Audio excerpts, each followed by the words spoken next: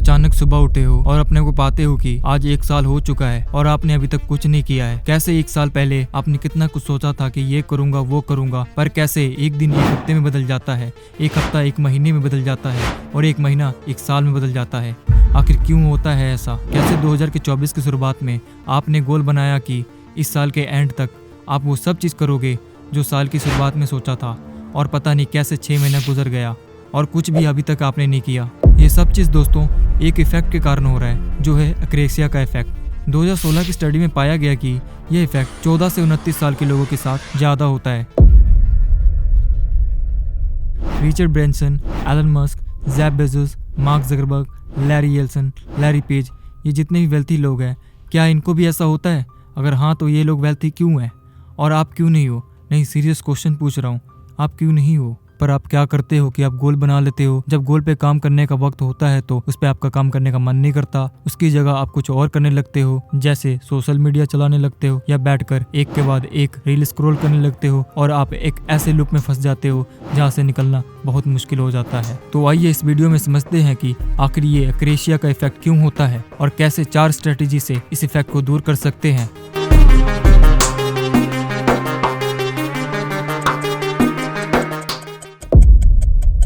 साल 1830 में गर्मी के टाइम विक्टर हुगो एक इम्पॉसिबल डेडलाइन को फेस कर रहे थे। 12 महीने पहले विक्टर हुगो ने पब्लिशर से एक नई किताब लिखकर देने का वादा किया था, पर वो उसे लिखने की जगह दूसरे काम में लग गए थे और जो उनको किताब लिखना था उनको वो टालते रहे। एक दिन पब्लिशर ने हुगो से पूछा कि क्या आपने पूरी किताब लिखी? तो हुगो ने कहा नहीं। तो फ्रस्ट्रेट होकर पब्लिशर ने हुगो को 6 महीने का टाइम दिया, जो कि ये टाइम फरवरी 1831 में पूरा होना था। तो इस चीज को लेकर हुगो ने एक स्ट्रेंज सा प्लान बनाया। हुगो ने क्या किया कि अपने असिस्टेंट से कह के अपने सारे कपड़े को एक अलमारी में रखवा कर लॉक करवा दिया, जिसके बाद इनके पास सिर्फ शॉल के अलावा कुछ नहीं बचा था पहनने को, और ज्यादा कपड़े ना होने की वजह से वो बाहर नहीं जा सकते थे, क्योंकि उस टाइम ठंड का टाइम था और बाहर ठंड हो रही थी, जिसकी वजह से उनको ना चाहते हुए अपनी स्टडी को जारी रखना पड़ा और उन्होंने लिखना स्टार्ट कर दिया। और 14 जनवरी साल 1831 में विक्टर हुगो की किताब the Hunchback of Notre Dame publish हुई। हम इंसान जो हैं दोस्तों अपने कामों को सदियों से टालते आ रहे हैं, यहाँ तक कि प्रोलिफिक आर्टिस्ट जैसे विक्टर हुगो भी इस चीज से बच नहीं सके, और ये प्रॉब्लम बहुत ही टाइमलेस है। इनफैक्ट एंशिएंट ग्रेट फिलोसोफर जैसे सोक्रेट्स और एरिस्टोटल ने इस बिहेवियर को एक्रेसिया का नाम कहकर डिस्क्राइब किया। एक्रेसिया एक ऐसी एक्ट है जहाँ आपको पता है कि आपके लिए ये चीज करना आपके लिए फायदेमंद है, पर वो चीज नहीं करते, उसके जगह कुछ और करने लगते हो। आप एक्रेसिया को प्रोक्रेस्टिनेशन या सेल्फ कंट्रोल भी कह सकते हो। आखिर क्यों विक्टर हुगो साल भर तक अपने कामों को टालते रहे, और ऐसा क्या कारण है कि आप भी अपने डिसाइड किए हुए गोल को टालते आ रहे हो? तो आपको 2 एनवायरनमेंट के बारे में समझना होगा। पहला इमीडिएट रिटर्न एनवायरनमेंट और दूसरा डिलेड रिटर्न एनवायरनमेंट।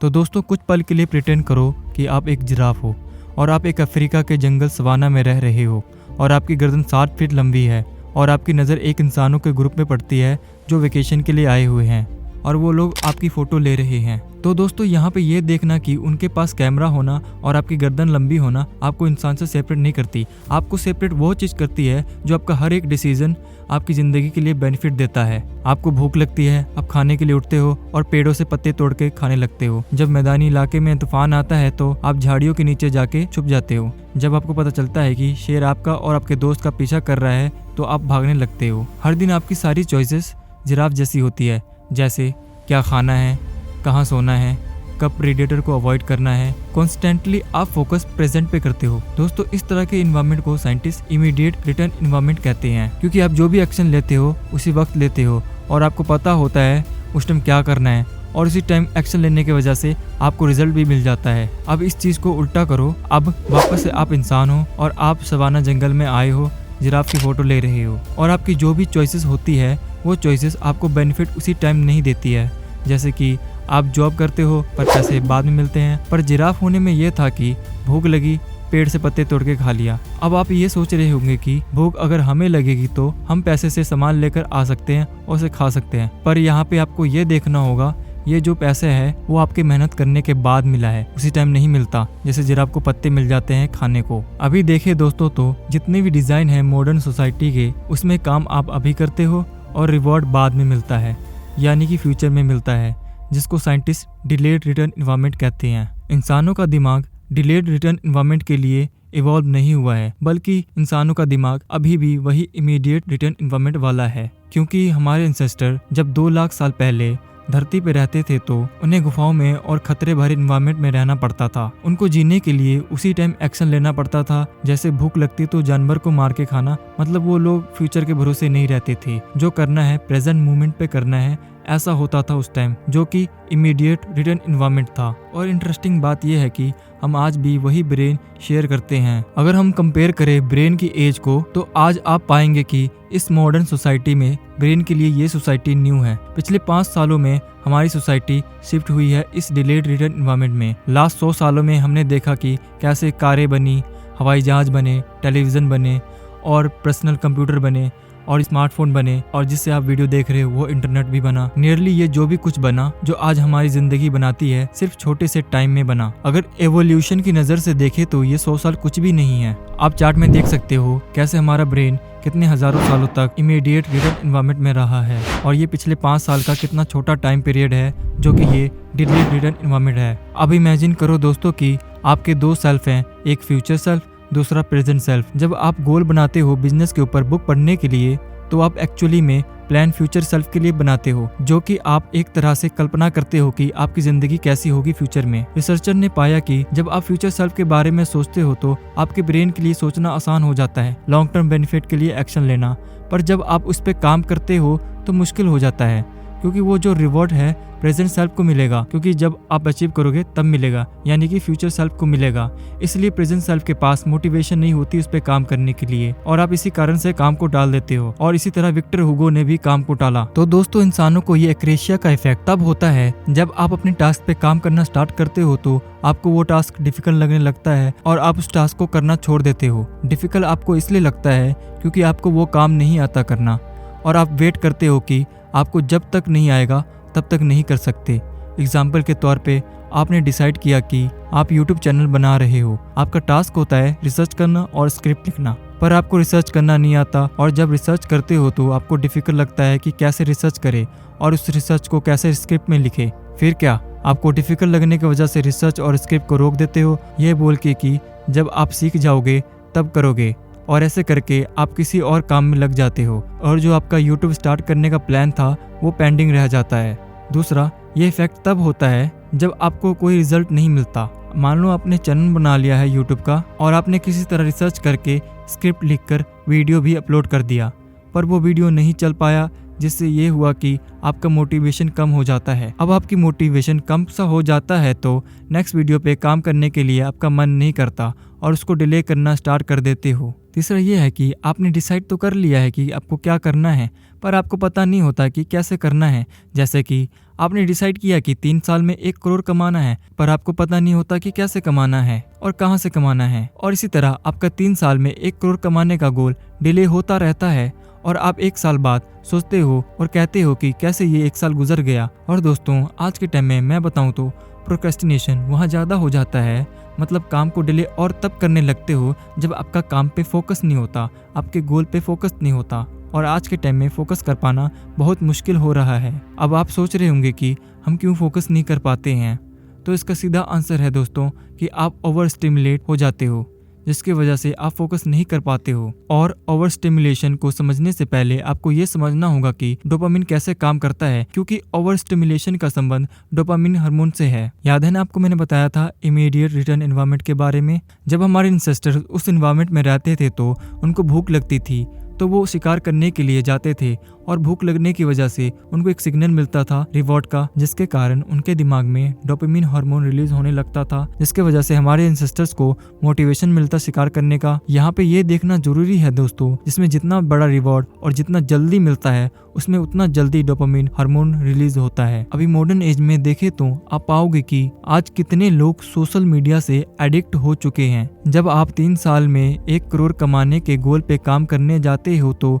आपको वो करने का मन नहीं करता, क्योंकि वो इंस्टेंट रिवॉर्ड नहीं देता, मतलब कि जल्दी रिवॉर्ड नहीं देगा। जब आप अपना गोल को छोड़ के सोशल मीडिया पे जाते हो, वहाँ पे रील देखते हैं तो आपको इंस्टेंट रिवॉर्ड मिल जाता है, जिसके बाद आपका दिमाग क्या करता है कि और भी रील देखने के लिए डोपामिन रिलीज करना स्टार्ट कर देता है और आप एक के बाद एक ऐसे ही सारे रील स्क्रॉल करने लग जाते हो। ये सारे जितने भी डिस्ट्रैक्शन हैं जो आपको थोड़ी देर के लिए रिवॉर्ड देते हैं, ये सब आपको ओवर स्टिमुलेट कर रही हैं। यही कारण है दोस्तों आज के टाइम में फोकस करना कितना मुश्किल है और इसी कारण आप फोकस नहीं कर पाते हो। अपने गोल पे फोकस ना कर पाने की वजह से कितना मुश्किल हो जाता है गोल को अचीव करना। तो अब दोस्तों आप सोच रहे होंगे कि इन सब का सोल्यूशन क्या है, कैसे अपने ड्रीम गोल को अचीव करें, कैसे अपनी जिंदगी में सक्सेसफुल हुए। तो अब बात करते हैं 4 स्ट्रेटेजी के बारे में। Strategy number 4, start now mindset. इस चीज को समझने के लिए आपको स्टोरी सुनाता हूँ। साल 1966 में एक 16 साल का लड़का स्कूल छोड़ देता है। अपने दोस्तों के हेल्प से वो स्टूडेंट को मैगजीन बेचना स्टार्ट कर देता है और वो लड़का लोकल बिजनेस को एडवर्टाइजमेंट बेचकर पैसे बनाता है। वो लड़का 4 साल बाद अपने छोटे मैगजीन को बढ़ाने के लिए रास्ता ढूंढता है और फिर वो मेल ऑर्डर रिकॉर्ड बेचना स्टार्ट कर देता है उस स्टूडेंट को जो मैगजीन खरीदते थे। रिकॉर्ड की अच्छी बिक्री के कारण वो अगले साल न्यू रिकॉर्ड स्टोर बिल्ड करने का सोचता है। इसी तरह वो 2 साल बेचता है। 2 साल रिकॉर्ड बेचने के बाद वो डिसाइड करता है कि वो अपना खुद का रिकॉर्ड लेवल और रिकॉर्ड स्टूडियो खोलेगा। रिकॉर्ड स्टूडियो खोलने के बाद ये लड़का अपने रिकॉर्डिंग स्टूडियो लोकल आर्टिस्ट को रेंट पे देने लगा और उनमें से माइक ओल्डफिल्ड नाम के आर्टिस्ट को भी दिया था। इस छोटे से रिकॉर्डिंग स्टूडियो से माइक ओल्डफिल्ड ने हिट सॉन्ग बनाया जिसका नाम ट्यूबुलर बेल था, जो कि इस स्टूडियो की पहली रिलीज बनी जिसकी 50 लाख कॉपियां बिकी। ओवर द नेक्स्ट डिकेड ये यंग लड़का अपने रिकॉर्ड लेवल को आगे बढ़ाने के लिए sex pistol, culture club, rolling जैसे म्यूजिक बैंड भी ऐड कर देता है। साथ में इन्होंने कितनी कंपनी भी स्टार्ट करी जैसे कि एयरलाइन बिजनेस, फिर ट्रेनें और मोबाइल फोन, ऐसे कितने सारे कंपनी स्टार्ट किया। ऑलमोस्ट 50 साल बाद इनके डायरेक्शन में 400 कंपनियां थी। आज वही यंग लड़का जिसने स्कूल ड्रॉप आउट किया था वो आज भी कितनी चीजें स्टार्ट करता है बिना पूरी नॉलेज और बिना उस फील्ड के एक्सपीरियंस होते हुए, जो कि आज बिलियनियर है जिनका नाम सर रिचर्ड ब्रिंसन है। रिचर्ड ब्रिंसन एक दिन इंडस्ट्री के एक्सपर्ट से बात कर रहे थे बिजनेस के फ्यूचर के बारे में। वहाँ लोग कई तरह की राय दे रहे थे, कई कॉम्प्लेक्स आइडिया के ऊपर बोल रहे थे। फिर ब्रिंसन कहते हैं कि screw it and do it. इसका मतलब होता है भाड़ में जाए ये चीज, आगे बढ़ो और इसे करो। रिचर्ड ब्रिंसन ना सिर्फ ये कहते हैं कि screw it, just get on and do it, बल्कि वो अपनी लाइफ भी ऐसे ही जीते हैं। इन्होंने अपना स्कूल ड्रॉप आउट किया और बिजनेस स्टार्ट किया और इन्होंने सेक्स पिस्टल साइन किया अपने रिकॉर्ड लेवल के लिए, जबकि सब उन्हें कह रहे थे कि ये कंट्रोवर्शियल होगा। रिचर्ड ब्रिंसन और बाकी लोग में बस एक चीज का डिफरेंस है कि रिचर्ड ब्रिंसन कोई भी चीज करने से पहले बिना रेडी फील हुए स्टार्ट कर देते हैं। स्टार्ट नाउ वाला जो माइंडसेट है दोस्तों, इस माइंडसेट से ना कि लोग सिर्फ अपना प्रोक्रेस्टिनेशन दूर करते हैं बल्कि वो लोग जिंदगी में सक्सेसफुल होते हैं। Strategy number 3, set deadline. आप इस चार्ट को देखो। आप एज्यूम करो कि आपको बिजनेस स्टार्ट करना है जो कि कोई अकाउंट सर्विस का बिजनेस होता है और अब आपको क्लाइंट चाहिए होता है और आप गोल बनाते हो जिसकी डेडलाइन 1 महीने के अंदर 10 क्लाइंट बनाना होता है, जिसके लिए आपको डेली कॉल करना होता है। पर जब एक्शन लेने का टाइम होता है गोल पे तो आप उसे टालना स्टार्ट कर देते हो और जो पेन का लेवल है बढ़ना स्टार्ट हो जाता है। जैसे जैसे डेडलाइन नजदीक आता है पेन लेवल बढ़ता जाता है, जिससे आपका एंजाइटी भी बढ़ने लगता है। पेन लेवल बढ़ने की वजह से पेन लेवल को दूर करने के लिए आपको एक्शन लेना पड़ता है। जब आप एक्शन लेते हो यानी कि कॉल करना स्टार्ट करते हो क्लाइंट बनाने के लिए, तो पेन लेवल कम होने लगता है और आप रिलीफ फील करते हो। आप यहाँ पे ये देखो, बी पॉइंट का पेन लेवल ए पॉइंट के पेन लेवल से कम होता है और जैसे ही एक्शन लेने के बाद आप गोल अचीव करते हो तो आपका पेन लेवल डाउन हो जाता है। Strategy number 2, set big task into mini task. आज जो भी वेल्थी लोग हैं इस डिलेड रिटर्न एनवायरनमेंट में भी होते हुए कैसे ये लोग वेल्थी बन पाए? ये भी तो प्रोक्रेस्टिनेट करते होंगे ना। हाँ दोस्तों, इनको भी प्रोक्रेस्टिनेशन होता है।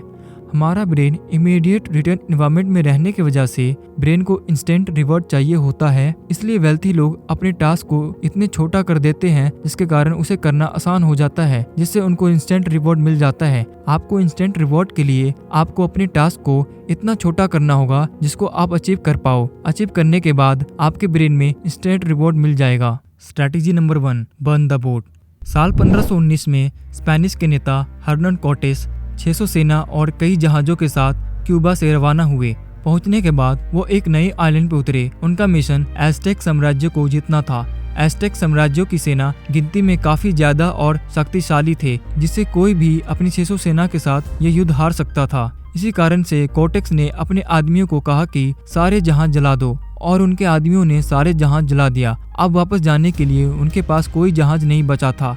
ऐसा करके कॉर्टिस ने डिसाइड किया कि उनके सेना के पास पीछे हटने का कोई रास्ता भी ना हो और वो पूरी तरह से आगे की मिशन के लिए अपनी जान से लड़े। अब वापस जाने के लिए उनके पास कोई जहाज नहीं बचा था। अब अगर वो वापस भी जा सकते थे तो किसी और के जहाज पे। ये तब मुमकिन होता जब अगर वो ये युद्ध जीत जाते। अब सेना के सामने दो ही सिचुएशन थे, लड़ो या मरो, और कॉर्टिस का ये बोल्ड स्टेप काम कर गया और वो ये युद्ध जीत गया। इसी तरह से विक्टर हुगो ने ठंड में अपने कपड़े को ऐसी जगह रखवा के लॉक करवा दिया जिससे कि वो ठंड में बाहर ना जा सके और ना चाहते हुए भी उनको अपनी बुक लिखना पड़े। अगर वो ऐसे नहीं करते तो वो अपनी बुक पब्लिश नहीं कर पाते और वो ऐसे ही प्रोक्रेस्टिनेशन करते रहते। आपको भी अपना गोल या मकसद के आगे कोई और ऑप्शन नहीं दिखना चाहिए। ऐसा ही सिचुएशन आपको क्रिएट करना चाहिए कि आपको लगे कि अब कोई रास्ता नहीं बचा इस मकसद और गोल को पूरा करने के अलावा, और इसी तरह से आप अपने मंजिल पे पहुंच सकते हो।